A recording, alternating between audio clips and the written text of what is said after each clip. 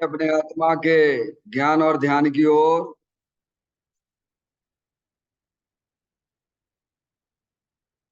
अपने चंचल मन को एवं चंचल उपयोग को स्थिर करने के लिए जनवाणी माता के माध्यम से अपनी वर्तमान ज्ञान की पर्याय में सम्यक भेद ज्ञान उत्पन्न करते हुए शरीर शरीर से संबंधित जितने भी चेतन अचेतन पदार्थ हैं उनका मुझ भगवान आत्मा के साथ में किसी भी प्रकार का कोई संबंध नहीं है। इस प्रकार समस्त पर पदार्थों में अपने संबंध की वृत्ति को छोड़ते हुए अंदर में जो अखंड ज्ञान ज्योति स्वरूप भगवान आत्मा है उसमें ही वर्तमान पर्याय का संबंध जोड़ते हुए कि मेरा यह भगवान आत्मा सदा काल शरीर आदि पर पदार्थों से भिन्न प्रकट अखंड ज्ञान ज्योति स्वरूप है। ऐसा अपने आप को जानो और ऐसा ही अनुभव करो कि वर्तमान में ही मेरा यह भगवान आत्मा शरीर आदि पर पदार्थों से भिन्न प्रकट अखंड ज्ञान ज्योति स्वरूप ही है।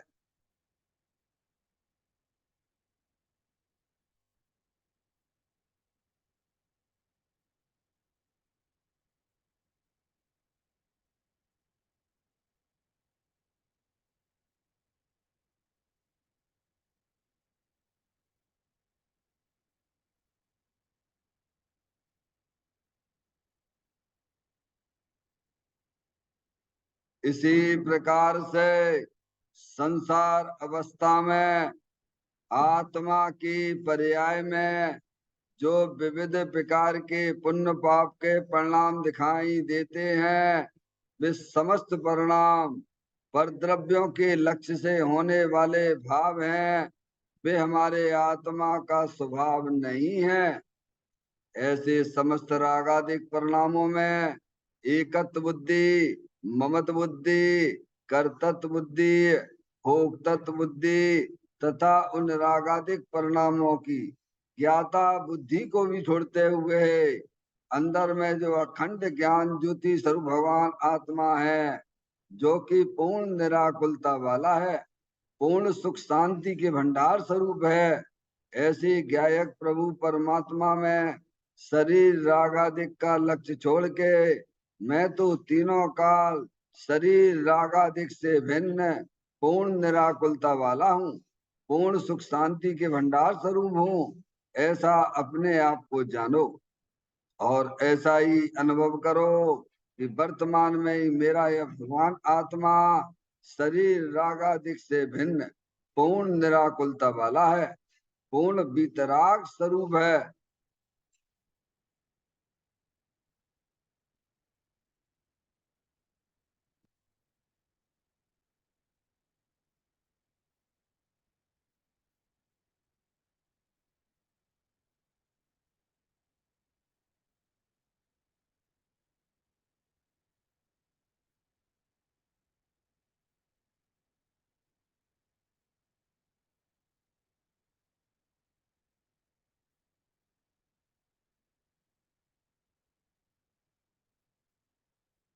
इसी प्रकार से संसार अवस्था में आत्मा की पर्याय में जो पर के लक्ष्य से होने वाला ज्ञान है वह परलक्षी ज्ञान भी हमारे आत्मा का स्वभाव नहीं है, वह तो इंद्रिय जनित ज्ञान है।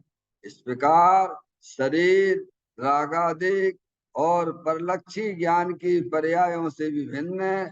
मैं तो एकमात्र अखंड ज्ञान ज्योति स्वरूप भगवान आत्मा हूँ। ऐसा अपने आप को जानो और ऐसा ही अनुभव करो कि वर्तमान में ही मेरा यह भगवान आत्मा शरीर रागादिक और खंड खंड ज्ञान की पर्यायों से भी भिन्न एकमात्र अखंड ज्ञान ज्योति स्वरूप है।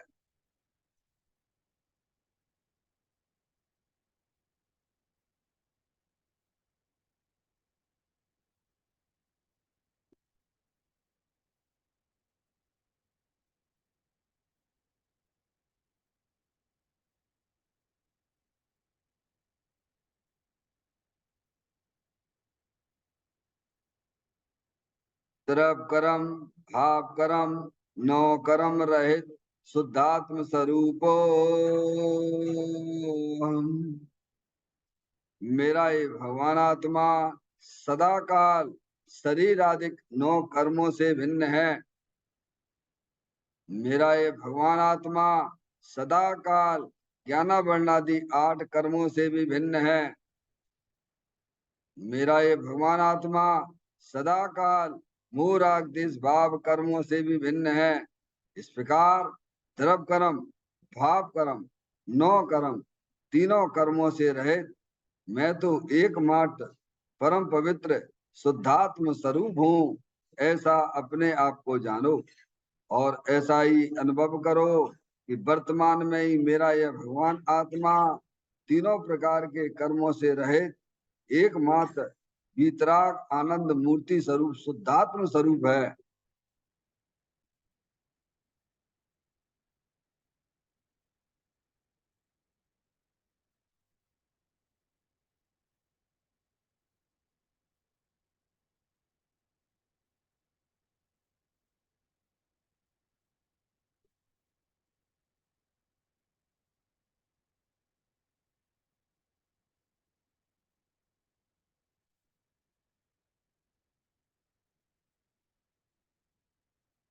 ओम नमः सिद्धेभ्या ओम नमः सिद्धेभ्या ओम नमः सिद्धेभ्या चिंतामणि सम स्वयं का चैतन्य तत्व महान है। निज का करूं मैं चिंतवन निज का करूं श्रद्धान में। शुद्धात्मा ही देव है जो गुण अनंत निधान है। मैं स्वानुभव में देख लूं आत्मा स्वयं भगवान है। मैं स्वानुभव में देख लूं आत्मा स्वयं भगवान है। ब्रह्मण जान परेठिया कम कलंक डैवी अपा लद्दऊ जैन परू ते पर मप्पलवे भी सब करम मल्लिका नाश करवर प्राप्त कर निज आत्मा जो लीन निर्मल ध्यान में नम कर निकल परमात्मा। सविनाश कर घन गार अंत पद को पा लिया कर नमन उन जिन देव को यह काव्य पद अपना लिया। यह श्री योग सार जी नामक परम आध्यात्मिक ग्रंथ स्वाध्याय हेतु यहाँ विराजमान है। आज से 1400 वर्ष पहले इस महान पवित्र ग्रंथ की रचना दिगंबर संत योगेंद्र महाराज जी हुए हैं। उन्होंने इस महान पवित्र ग्रंथ की रचना की और उन्होंने इस ग्रंथ का नाम योग सार जी रखा। योग सार जी का सीधा सा अर्थ है मुक्ति के मार्ग में योग का मतलब जोड़ होता है। किसका किसके साथ में जोड़ करना? तो अरिहंत परमात्मा कहते हैं कि अंदर में जो अपना त्रिकालिक ध्रुव भगवान आत्मा जो सदाकाल द्रव कर्म भाव कर्म नौ कर्म से रहित अखंड ज्ञान ज्योति स्वरूप है, अनंत शक्तियों के भंडार स्वरूप वस्तु है। ऐसे ज्ञायक प्रभु परमात्मा के साथ में अपनी वर्तमान शुद्ध ज्ञान की पर्याय का संबंध जोड़ने का नाम योग है, जिसे शास्त्रीय भाषा में सम्यक दर्शन सम्यक ज्ञान भी कहते हैं, और उस चेतन भगवान आत्मा में ही अपनी वर्तमान पर्याय को मग्न कराना, उसे सार कहते हैं, यानी सम्यक चारित्र कहते हैं। तो योग सार क्या हो गया? सम्यक दर्शन, सम्यक ज्ञान, सम्यक चारित्र वाली निर्मल पर्याय, पवित्र पर्याय, मोक्ष मारूपी पर्याय, जो अपने आत्मा के आश्रय से प्रकट होती है, इसे यहाँ योग सार कहते हैं। देखिएगा, योग सार ग्रंथ के माध्यम से हम और आप यहाँ पर आज 34वें नंबर की गाथा का स्वाध्याय करने जा रहे हैं, जिसमें दिगंबर संत योगेंद्र महाराज हमें यही समझा रहे हैं, यही बता रहे हैं कि आपसे आपको ध्याओ। क्या कह रहे हैं? आपसे आपको ध्याओ है। पाठ करते हैं, फिर इसका अर्थ भी अपन समझेंगे। पर भाव को परित्याग कर अपनत्व आत्म में करे, जिन देव ने ऐसा कहा शिवपुर गमन व नर करे। आपसे आपको ध्याओ, किसके ध्याने की बात कर रहे हैं? अपना जो चेतन भगवान आत्मा है, जो बीतराग आनंद मूर्ति स्वरूप है, सुख शांति के भंडार स्वरूप है, उसको ध्याओ है। आपसे आपको ध्याओ, आपसे यानी पर्याय, आपसे यानी पर्याय। किसको ध्याए? आपको। आप हैं द्रव्य स्वभाव को। समझ में आया भैया? आपके पास में क्या नहीं है? द्रव्य भी है और पर्याय भी है कि नहीं है? तो किसकी पूजा करने के लिए कह रहे हैं? किसकी भक्ति करने के लिए कह रहे हैं? आराध्य कौन है? क्या भगवान? किसकी आराधना करना? कौन कह रहा है? दिगंबर संत कह रहे हैं। कौन कह रहे हैं? जिन्हें दुनिया के लोगों से कोई लेना देना नहीं है। समझ में आया भैया? वे कहते हम तो ध्या ही रहे हैं, और ये हमारी बात नहीं है, ये हरियंत परमात्मा की दिव्य ध्वनि में आई हुई बातें हैं। समझ में आया भैया? ये करने योग्य कार्य है। अपनी वर्तमान पर्याय का अंदर जो अपना त्रिकालिक ध्रुव भगवान आत्मा, जो सदाकाल द्रव्य कर्म भाव कर्म नौ कर्म से रहित है, क्या उसका ध्यान करो। सब है आपके पास में, द्रव्य भी है, द्रव्य में रहने वाली अनंत शक्तियां भी हैं, और पर्याय भी है। माता जी समझ में आ गई? भगवान का क्या आदेश है?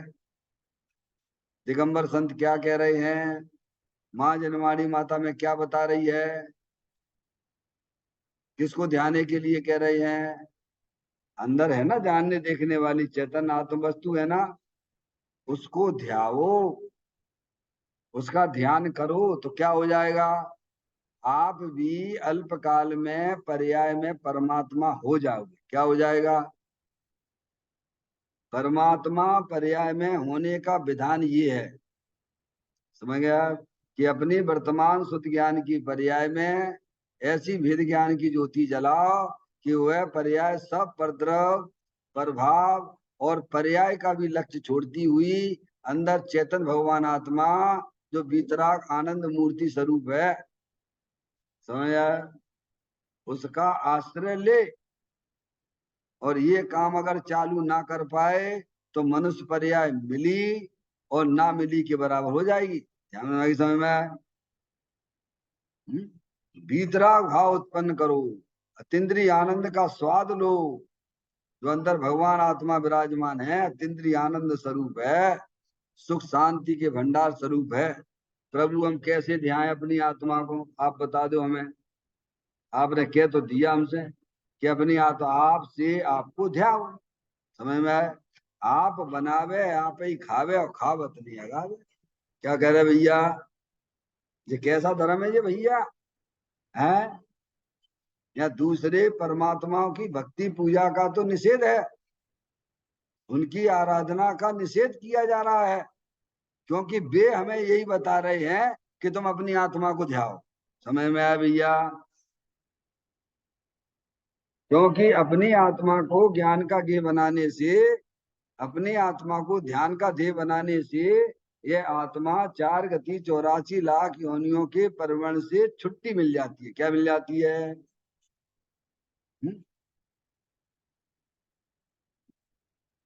पर परमात्माओं को ध्याने से तो सुभराग तो है, पर वह संसार का कारण है। अनादिकाल से आत्मा की पर्याय का लक्ष्य संसारी जीवों के प्रति है। समझ में आया भैया? अनादिकाल से पर्याय में चल रही दोष, ये दोष है, ये पर्याय का दोष है कि अंदर में भगवान आत्मा बैठा हुआ है, उसकी तरफ उसका ध्यान ही नहीं। समझ में आया?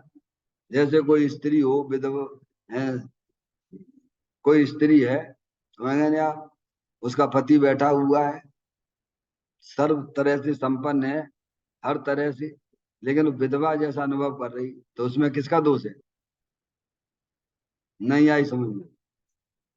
अरे कोई स्त्री है, उसका पति भी घर में बैठा हुआ है, बड़ा संपन्न मन, सब कुछ सब बढ़िया बढ़िया है, लेकिन वो अपने आप को विधवा जैसा अनुभव कर रही है। कैसा अनुभव कर रही है?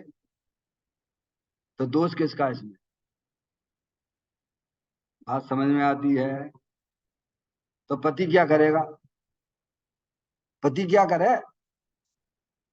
पति उसमें क्या करे? आगे बात समझे? पति क्या करेगा उसमें? बोलो। अरे तुम अपने दृष्टिकोण को बदलो ना, दृष्टिकोण को बदलते नहीं हो। क्या भगवान? समझ में आया? आज ही दिया था पेपर में, दैनिक भास्कर सुविचार। दृष्टिकोण बदलने से सब कुछ बदल जाता है, सब कुछ बढ़िया बढ़िया हो जाता है। समझ? अब दृष्टि बदलना ही नहीं चाहता। अंदर भगवान आत्मा चेतनेश्वर प्रभु भगवान आत्मा विराजमान है। अब दृष्टि तो बारी बार घुमा रहा है, क्या कर रहा है? उपयोग को तो बारी बार घुमा रहा, तो भगवान आत्मा क्या करे? जैसे एक इंद्री से लेके असंगी पंचेंद्री जीव हैं, वे हैं तो स्वभाव से अनंत शक्तियों के भंडार स्वरूप वस्तु हैं। अब वे अपनी आत्मा को ध्यान नहीं कर सकते, वे अपनी आत्मा का ज्ञान नहीं कर सकते हैं, वो तो उनकी एक तरह की लाचारी कही जा सकती है। समझ में आया भैया? लेकिन संगी पंचेंद्री जी को क्या लाचारी है? नहीं आई समझ? कोई विधवा औरत है, कोई विधवा औरत है तो वहां को पति है ही नहीं है, तो बेचारा क्या करे वो?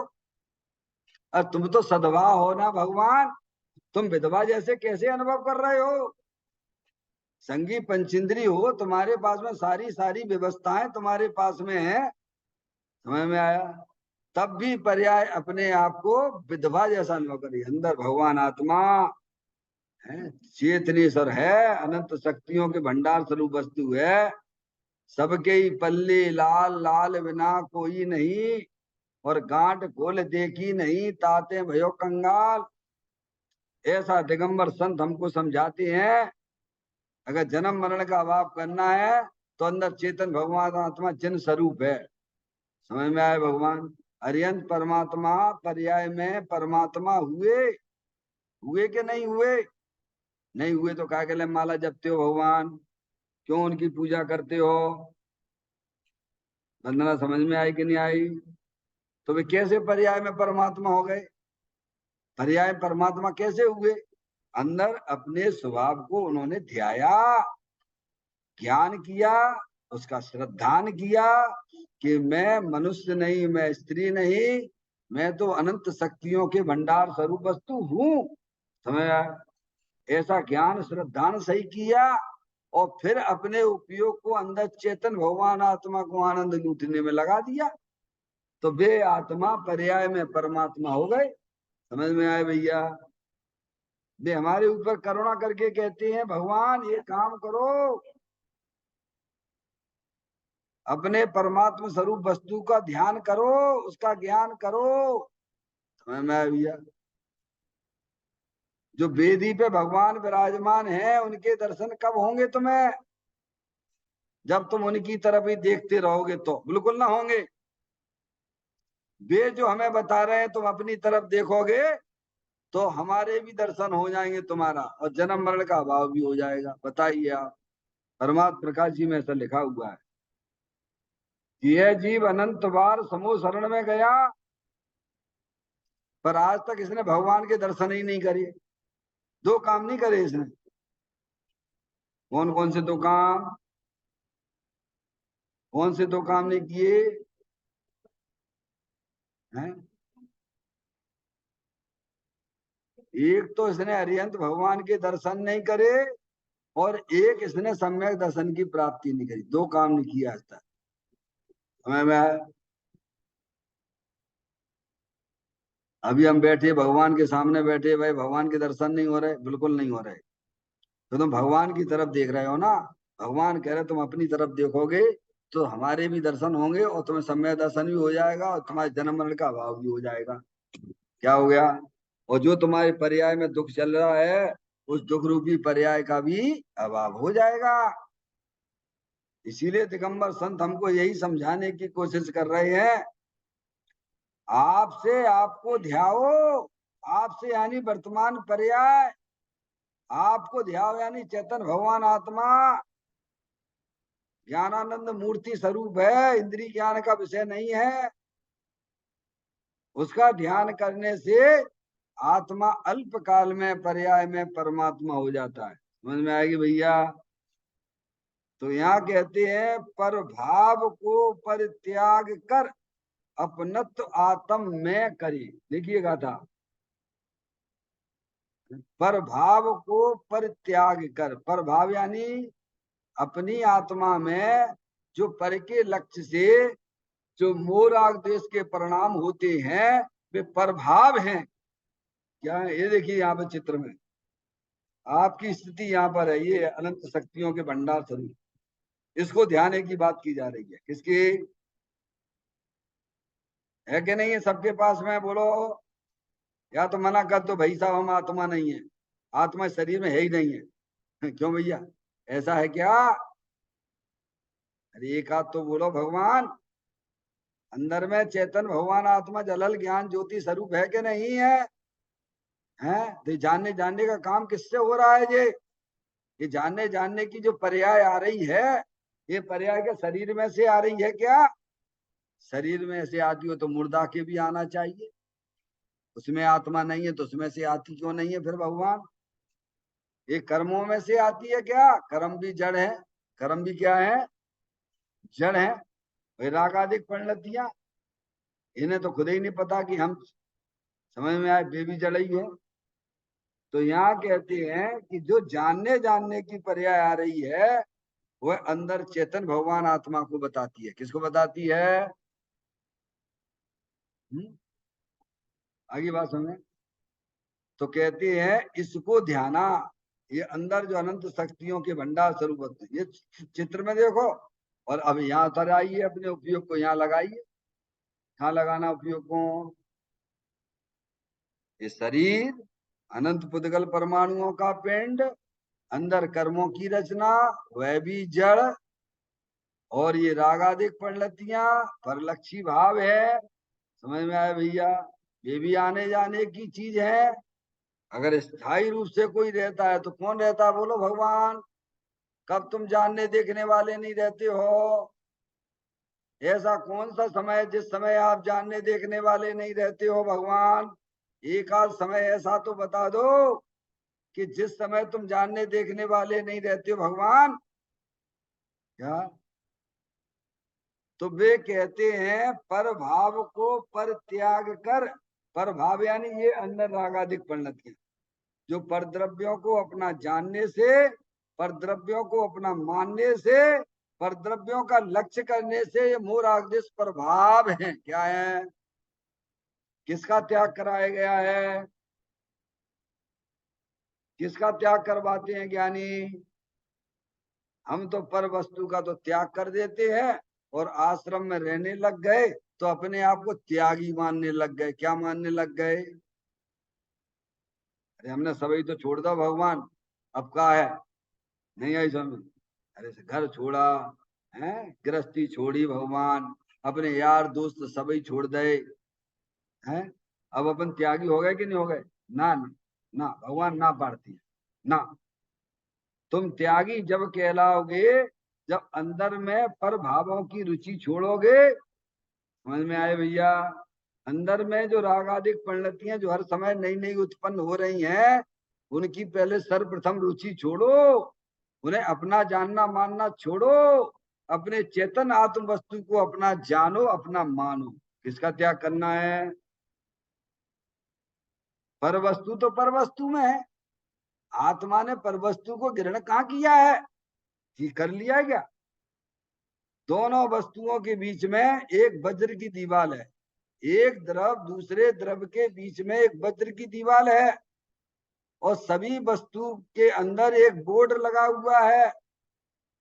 क्या, कौन सा बोर्ड लगा है? त्याग उपादान शून्यत्व शक्ति। कौन सा बोर्ड लगा है? बोलो भैया। कितनी वस्तुएं हैं जगत में? भगवान ने कितनी वस्तुएं बताई? बहन जी बोलो। अरिहंत परमात्मा ने कितनी वस्तुएं बताई? 6 बताई है। कितनी बताई है? 6। जीव द्रव, पुद्गल द्रव, धर्म द्रव, अधर्म द्रव, आकाश द्रव और काल द्रव। समझ में आए? इसके अलावा विश्व में कुछ भी नहीं है। और सभी द्रव्यों के अंदर एक सुंदर व्यवस्था बना के रखी हुई है। त्याग उपादान शून्यत्व शक्ति। कौन से? सब द्रव त्याग उपादान शून्यत्व शक्ति से सुशोभित है, मंडित है। समझ में आया भैया? शक्ति है, देखिए आप इसमें दिया है। 16वें नंबर की शक्ति पढ़ लीजिए आप। यहाँ आत्मा की बताइए, ऐसे सभी द्रव्यों में त्याग उपादान शून्यत्व नाम की शक्ति है। नहीं त्यागता कुछ भी तथा नहीं ग्रहण करता कुछ कभी। अरे परद्रव को तो आत्मा ने ना तो ग्रहण ही किया है, तो उसके छोड़ने की बात नहीं है। किसकी? परद्रव तो पर शरीर है, वो तो परद्रव है। शरीर से भिन्न चेतन अचेतन पदार्थ में तो परद्रव्य है क्या नहीं है? तुम आत्मा हो। तो आत्मा को शरीर ने ग्रहण कहाँ किया है? भगवान। क्यों नहीं किया? क्योंकि दोनों के बीच में त्याग उपादान शून्यत्व शक्ति सुशोभित हो रही है। समझ में आया भैया? तो किसकी त्याग की बात की गई है जैन दर्शन में? और हमारा दिमाग किधर चलता है? पर वस्तु के त्याग की बात। जब भी त्याग की बात चले तो काय की त्याग की बात चलेगी? कि साहब हमने इतने कपड़े छोड़ दे। क्या कर दिया? वंदना। सब कुछ छोड़ दिया, आश्रम में रहने लगे। हम तो बहुत बड़े त्यागी हो, भूल में हो। अंदर में होने वाले मोह राग द्वेष भावों का त्याग किया तुमने क्या? उन्हें तुमने पर जाना क्या? अपनी आत्मा को स्वयं जाना क्या? नहीं जाना तो तुम त्यागी नहीं हो। यहाँ ये परिभाषा आई है इसमें है। कहते पर भाव को पर त्याग कर अपनत्व आत्म में करे। किसमें? इसको कहते गिरण और त्याग। इसकी त्याग की बात है। यहाँ तो ये तो लिखा ही नहीं शरीर आदि का त्याग करो, और शरीर तो भिन्न है ही। त्याग क्या करना? तुमने जो अपना मान रखा है, यही सबसे बड़ी भूल है। क्या है? शरीर तो शरीर में है, शरीर को अपना मानना छोड़ो। तुम तो जानने देखने वाली चेतन वस्तु हो। तो कहते पर भाव को पर त्याग कर अपनत्व आत्म में करे। किसमें अपनापन करे? बोलो, किसमें अपनापन करने के लिए कह रहे हैं? और हम अपनापन काय में करे बैठी हैं? मैं लड़का हूं, मैं लड़की हूं। बोलो है कि नहीं है? अरे बोलो। है? समझ में आया भैया? ना कोई लड़का है, ना कोई लड़की है। समझ में आया? सब चेतनेश्वर भगवान आत्मा है। जलल ज्ञान ज्योति स्वरूप है। अनंत शक्तियों के भंडार स्वरूप है। समझ में आया भैया? तो कहते हैं पर भाव को पर त्याग कर। ये त्याग करने की बात आई है जैन दर्शन में। अंदर में जो विकार रूप परिणति है, उनकी सर्वप्रथम रुचि छोड़ो। किसकी?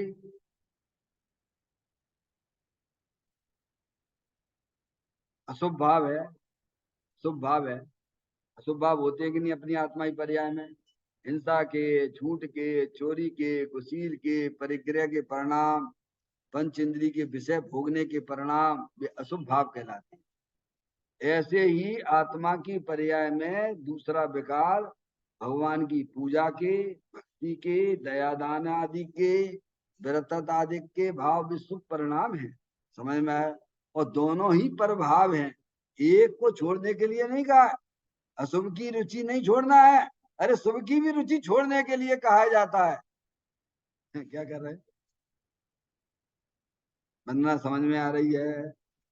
जिन पुण्य पापो नहीं कीना, आत्म अनुभव चेत दीना, तिन्ही विधि आवत रोके, संबर लय सुख अवलोक। क्या किसको छोड़ने के लिए कहा?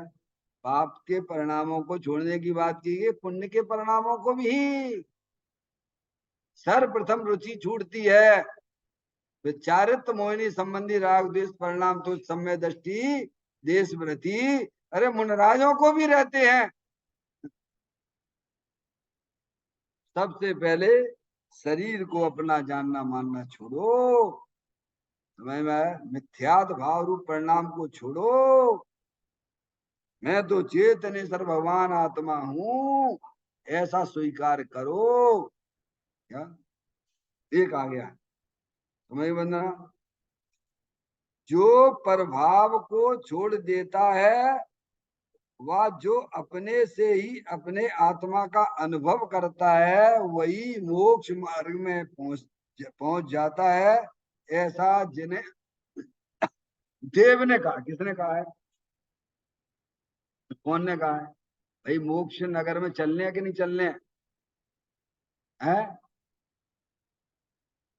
अरे मोक्ष नगर में पहुंच जाता है। कौन पहुंचता मोक्ष नगर में है? शरीर को अपना मानते रहो, समय में ये लड़का लड़की अपने हैं, और आत्मा को अपना मत मानियो, है मोक्ष में पहुंच जाओगे। हैं बोलो भैया? मोक्ष में पहुंचने के लिए जैन देव परमात्मा ने कहा है कि अंदर में जो आत्मा की पर्याय में जो मोह राग देश के परिणाम है उन्हें अपना मानना छोड़ो, और अंदर राग के पीछे जो वितराग आनंद मूर्ति स्वरूप है उसे तुम अपना जानो, उसे अपना मानो। क्या? तो तुम्हारा नाम कहां लिख जाएगा? मोक्ष नगर में चलने लग जाओ। क्या कहा? इतने में, हाँ इतने में ही मोक्ष मार्ग में गमन हो जाता है।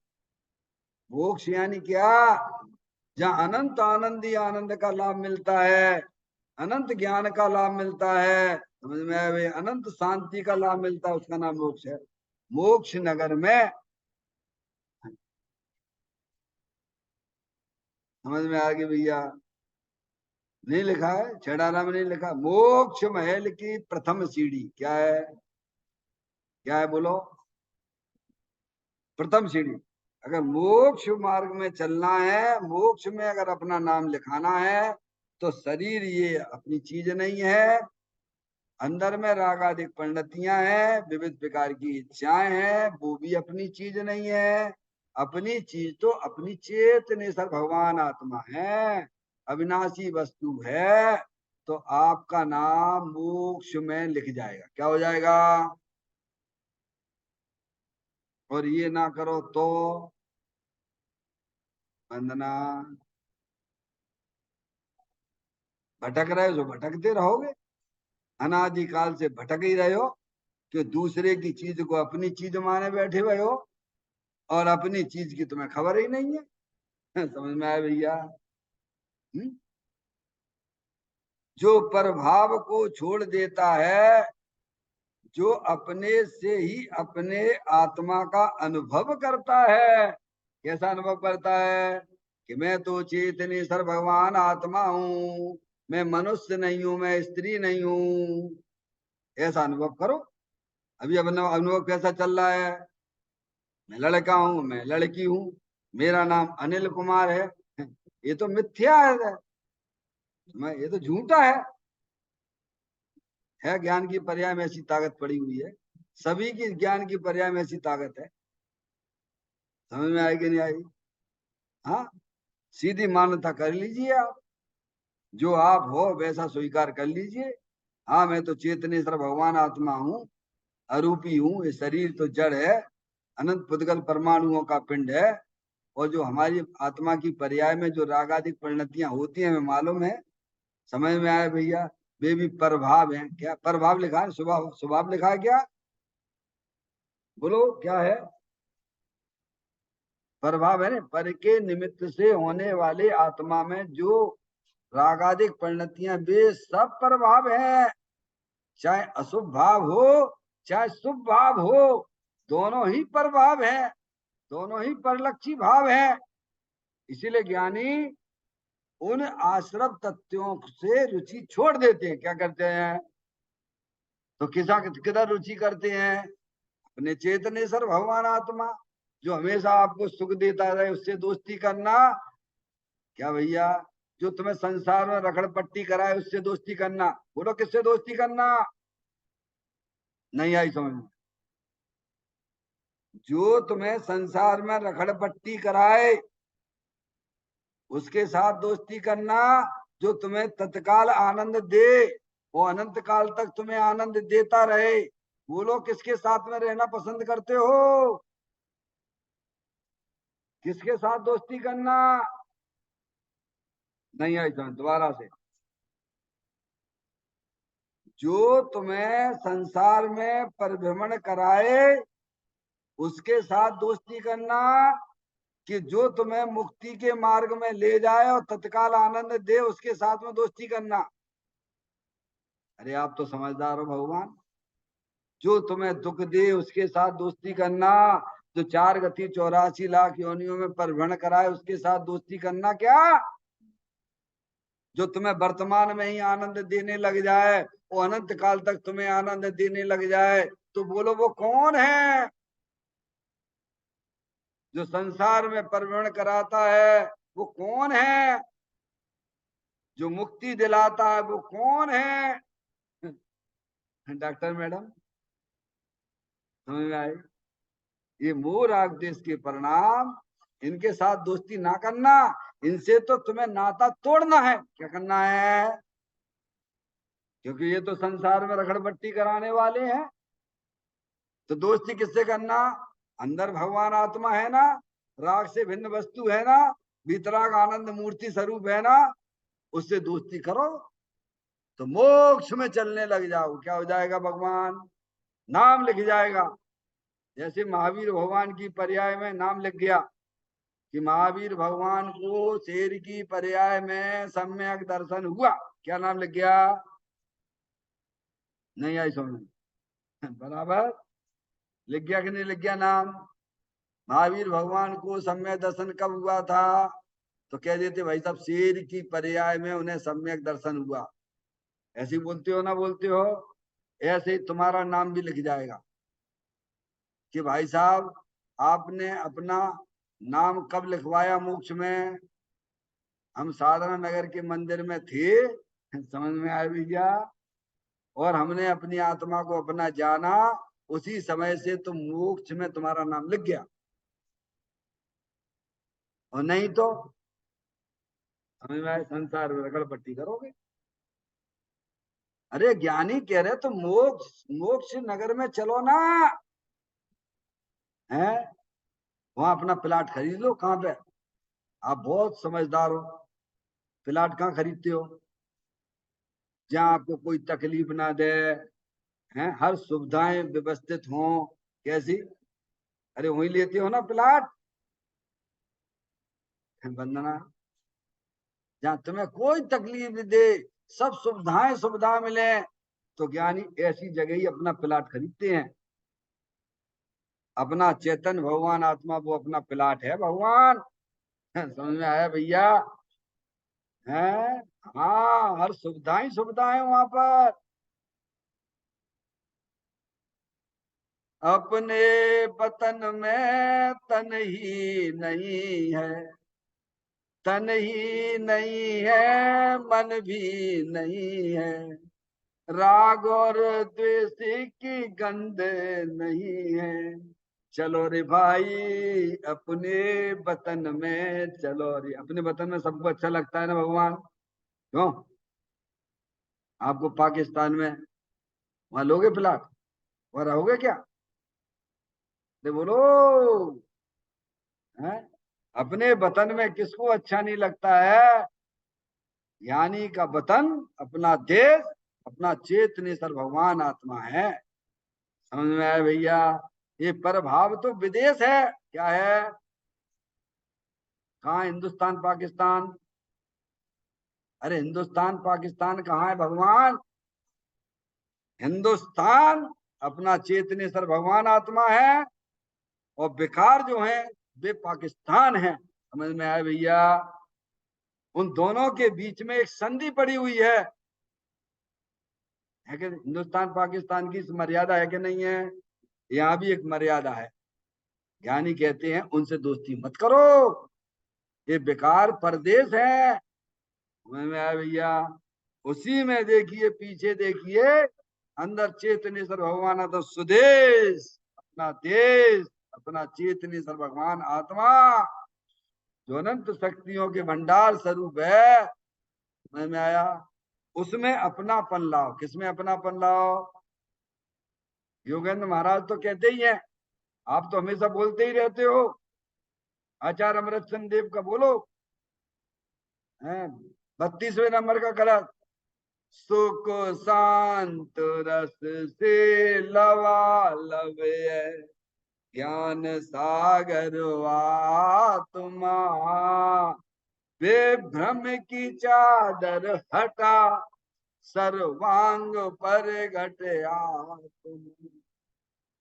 ये बाप जन इस लोक के सब एक साथ नहाइए, इसे ही अपनाइए, इसमें ही मग्न हो जाइए। किसे अपनाइए? किसमें अपनापन लाइए? अंदर जो भगवान आत्मा मूर्ति अखंड ज्ञान ज्योति स्वरूप अनंत शक्तियां जिसमें वास कर रही हैं, अनंत अनंत गुण जिसमें वास करते हैं, ऐसे चेतन भगवान आत्मा में अपनापन लाओ। ये शरीर राग आदि की तुम्हारी चीज नहीं है भगवान, ये तो कर्म की उदय की चीजें हैं। समझ में आया भैया? जिन पुण्य पापो नहीं कीना, आत्म अनुभव चेत दीना, तिन्ही विधि आवत रुके, संबर लय सुख अवलुक। क्या? अपने आत्मा से प्रेम करो भगवान, ये दिगंबर संत कह रहे हैं। समझ में आया भैया? अगर तुम्हें अपना जन्म मरण नहीं करना है, संसार में रखड़ पट्टी नहीं करनी है, तो भगवान कहते हैं अंदर में जलल ज्ञान ज्योति स्वरूप अनंत शक्तियों के भंडार स्वरूप वस्तु है, उसे स्वीकार करो। मैं मनुष्य नहीं, मैं स्त्री नहीं, मैं रागी नहीं, मैं द्वेषी नहीं, मैं तो एकमात्र अखंड ज्ञान ज्योति स्वरूप भगवान आत्मा हूं। समझ में आएगी भैया? नाम लिख जाएगा उसी समय आपका, तत्काल। तत्काल ये लिख रहे हैं वो। कहते हैं जो परभाव को छोड़ देता है, परभाव को छोड़ देता मतलब परभावों की रुचि छूटती है सबसे पहले। क्या कहा? अरे जो तुम्हें संसार में रखड़ पट्टी करा है, उसकी रुचि क्यों करना? रुचि करो ना अंदर चेतन भगवान आत्मा, पर द्रव्य से भिन्न आप में रुचि सम्यक्त भला है। समझ में आए भैया? जो तुम्हें मोक्ष में ले जाए उससे प्रेम करो, उससे दोस्ती करो, और जो तुम्हें 4 गति 84 लाख योनियों पर भ्रमण कराए उसकी रुचि छोड़ दो। आगे बात समझ में? संसार का कारण क्या है? आत्मा की पर्याय में जो मोह राग देश उत्पन्न होते हैं वो आत्मा का संसार है, और उनकी रुचि वह वास्तव में संसार का कारण है। तो उनको छोड़ने की बात की गई है। कठिन है ना बहुत? कठिन इसीलिए है, कभी जनवाणी सुनते ही नहीं हो। भगवान जो रास्ता बता रहे हैं उस रास्ते का ज्ञान ही नहीं करते हो। बाकी तो सब सरल ही सरल है। समझ में आया भैया? कहते हैं जो परभाव को छोड़ देता है वह जो अपने से ही अपने आत्मा का अनुभव करता है। अनुभव करता है जब पर्याय वर्तमान शुद्ध ज्ञान की पर्याय समस्त परद्रव प्रभाव और पर्याय का भी लक्ष्य छोड़ देती है और अंदर में अखंड ज्ञान ज्योति स्वरूप अपने आप का देखती है, तो वो कहलाता अनुभव। अनुभव चिंता मण रतन, अनुभव है रसकूप, अनुभव मार्ग मोक्ष को, अनुभव मोक्ष स्वरूप। एक देखिए जानिए, रम रहिए एक ठौर, समल विमल न विचारिए, यही सिद्ध नहीं हो। कैसा अनुभव करो? अरे भाई साहब, मैं तो चेतनेश्वर भगवान आत्मा हूं, मैं तो जानने देखने वाली अखंड ज्ञान ज्योति स्वरूप हूं। तो ये शरीर तो जड़ है। क्या है शरीर? अनंत पुद्गल परमाणुओं का पिंड है। और ये दुख रूपी पर्याय, ये तो आश्रव तत्व है, इनसे हमारा क्या लेना देना है? समझ? ऐसे भेद ज्ञान पूर्वक उनसे नाता तोड़ दो। किससे नाता तोड़ने के लिए कहा गया है? अरे आपने यहाँ पर, समझ में आया भैया, यहाँ पर आपने रागादिक परिणतियों से नाता तोड़ दिया, फिर दुनिया की चीज से तुम्हें का लेने देने भगवान? नहीं आई समझ में? संसार का कारण तो ये रागादिक परिणतियां हैं, ये विभाव रूप परिणतियां हैं, इनकी रुचि छोड़ो। हाँ? पर पदार्थ में वो तो अपने में रह के अपना परिमन कर रहा है। ज्ञानी ये कह रहे तुम इसको छोड़ो, इसको छोड़ो। नहीं आई समझ? सर्प है, सर्प है ना, है उसका जो विषैला दांत जो है ना, वो तुम बाहर निकाल दो। क्या करना? क्या करना है? वो दांत वो विषैला है ना, वो निकाल दो, फिर कितना ही फुनफुनाता रहे, उससे तुम्हें क्या फर्क पड़ने वाला है? ऐसे ही ज्ञानियों ने जो संसार का कारण था उसकी नस काट दी। क्या कर दी? हाँ, समझ में आया? विवाह भावों की जान निकाल दी, अपना मानना छोड़ दिया, अपने चेतन भगवान आत्मा को अपना जाना, तो बस आनंद में रहने लग गए। ये है, ये कला है सब। समझ में आए भैया? तो कहते हैं जो प्रभाव को छोड़ देता है वह जो अपने से ही अपने आत्मा का अनुभव करता है, वही वही जीव मोक्ष मार्ग में पहुंच जाता। कौन पहुंचता है मोक्ष में? मोक्ष का लाभ किसे मिलता है?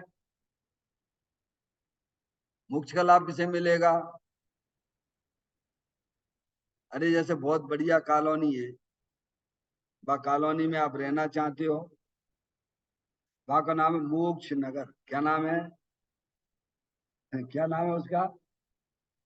वहां में मोक्ष नगर में, ऐसी कॉलोनी में सब सुविधाएं हैं, सब सुविधा ही सुविधाएं हैं, असुविधाएं तो कुछ भी नहीं है। क्या भैया? तो जो वहां जाएगा वही को मिलेंगी कि दूसरे को मिल जाएंगी? जो वहां पे प्लाट लेगा, वे सुविधाओं का अधिकार किसको है? जो उन्हें लेगा उनको वो सारी सुविधाएं मिल जाती हैं। ऐसे ही जो अपनी आत्मा को अपना जानते हैं, अपना मानते हैं, उन्हें मोक्ष जैसी सुविधाएं मिलती हैं। क्या कहा? मोक्ष का लाभ मिल जाता है। समझ में आई भैया? तो कहते हैं वही वही जो प्रभावों की रुचि छोड़ देता है, प्रभाव को अपना जानना मानना छोड़ देता है, अपनी चेतन आत्म वस्तु को अपना जानता मानता है, वही वही का मतलब समझ गए? वही जीव जो है मोक्ष मार्ग में पहुंच जाता है। श्री जिनेन्द्र देव परमात्मा ने ये बात बताई है। इस प्रकार से हम कुछ चिंतन करें, विचार करें। जिनेन्द्र देव परमात्मा के यहाँ से आई हुई बातें हैं, दिगंबर संतों ने ग्रंथों में लिखा है। यही हमारे कल्याण का मार्ग है। निज निधि निज मैं बताई, ये अनंत अनंत उपकार है, उसके लिए जिन वाणी माँ को वंदना सतवार है, वंदना सतवार है। 9 बार नमो काल मंत्र का स्मरण।